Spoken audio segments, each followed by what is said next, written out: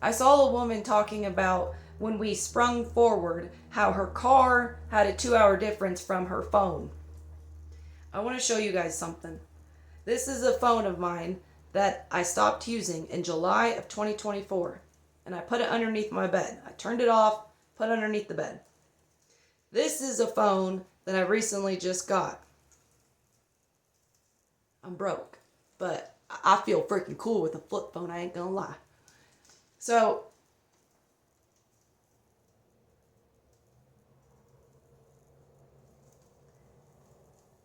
now, if we back this up,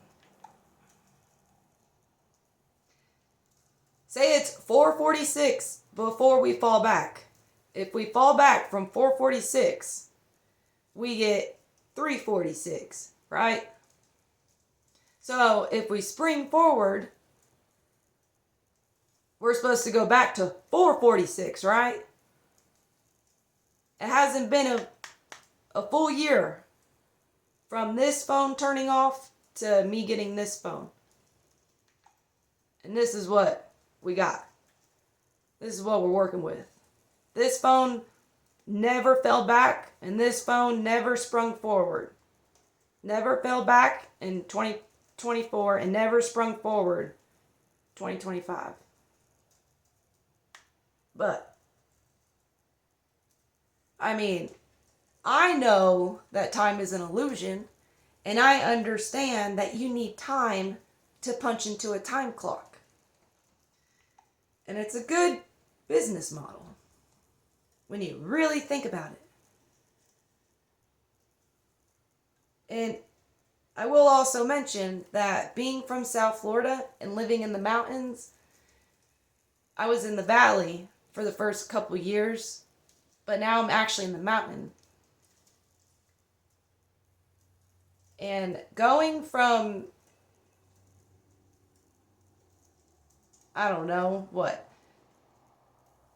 a solid 10 hours of direct sunlight in the summer to maybe 5, because you have to understand the sun's coming over this ridge and then it's going to sit over that ridge. So to actually sit back and watch the difference throughout this is my third winter on this property. So watching the difference, watching where the stars are, where the moon rises, where everything, because I have these ridges in front of me that give me actual pin marks, pin locations. I mean, I don't see the mountains moving in front of me. So, it's kind of incredible to see the difference of the sky itself. Because there are certain stars, lines and whatnot, that I don't know what it's called, but there's like 3, and then there's 3. And watching that and experiencing how much of direct sunlight you get throughout the year is incredible, because in Florida it's so flat, it rises and sets, and basically everybody gets the same amount besides who's on the west coast or the east coast on the sunrise or the sunset. Because if you're closer to the sunset, you might get a little bit more of the sun before it goes over the water. And vice versa.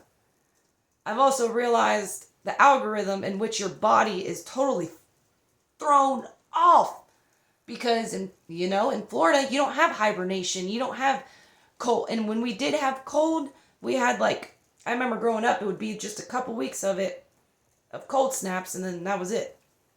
So there was no true hibernation, there was no winter depression, and all these things that I don't know of some folks that are from the winter, that are from mountains, that are from what I'm talking about, when you experience what I'm saying, if they actually understand how much it does throw you off. Because coming from South Florida, it is a whole different ballgame.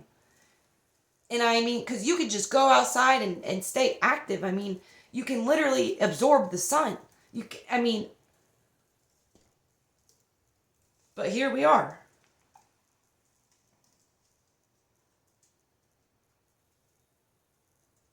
I mean, I can get into detail about this, but I'm just curious as to what y'all think.